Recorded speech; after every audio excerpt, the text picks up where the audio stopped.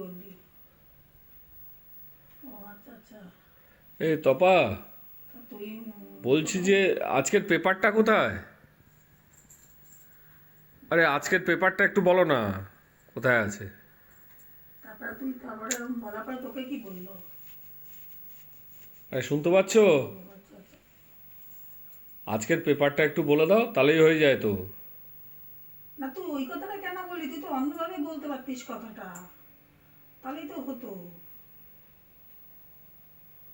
আচ্ছা আচ্ছা।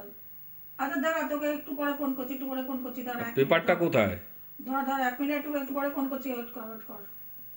এতক্ষণ ধরে ডাকছি, বলতে পারছো না পেপারটা কোথায়? শোনো, বন্ধুদের কথা মন দিয়ে শুনতে হয়, জানো তো?